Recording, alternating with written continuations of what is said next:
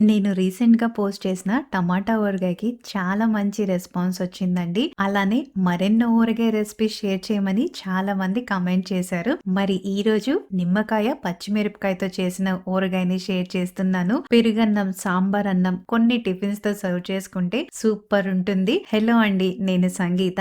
ఈ ఊరగాయ చేసుకోవటానికి నిమ్మకాయల్ని శుభ్రంగా కడిగి తడి లేకుండా తుడిచి కట్ చేసుకోవాలి. ఇందులో ఉన్న గింజల్ని తీసేయాలి. వీటిని ఒక గిన్నెలోకి వేసుకొని సగానికి కట్ చేసిన పచ్చిమిరపకాయలు, నిమ్మకాయ రసం, కల్లుప్పు, కొద్దిగా పసుపు వేసి వీటన్నిటిని చక్కగా కలిపి గాజు సీసాలో వేసి వారం రోజులు ఊరనివ్వాలి. 2 రోజులకు ఒకసారి కలుపుకోవాలి. వీలైతే కాసేపు ఎండలో పెడుతూ ఉండండి. ఇప్పుడు ఈ ఊరిన నిమ్మకాయ ముక్కల్ని ఒక పెద్ద మిక్సింగ్ బౌల్ లోకి తీసుకొని అలానే కొద్దిగా ఆవాలు, జీలకర్ర, మెంతులు వేసి వేయించి చల్లారేక మెత్తని పొడిగా గ్రైండ్ చేసుకొని కారంతో పాటు ఈ పొడిని కూడా వేసి చక్కగా కలుపుకోవాలి. ఇప్పుడు పోపు కోసం నూనె వేసి వేడయ్యాక ఆవాలు, జీలకర్ర, కొద్దిగా ఇంగువ, కరివేపాకు వేసి ఇవి వేగాక స్టవ్ ఆపేసి ఈ నూనె పూర్తిగా చల్లారాక నిమ్మకాయల్లో వేసి అంతా ఇంకోసారి కలుపుకోవాలి. అలానే ఇలాంటి మరెన్నో రెసిపీస్ కోసం ఛానల్ ని సబ్స్క్రైబ్ చేసుకొని వీడియోని మీ సర్కిల్లో షేర్ చేయండి.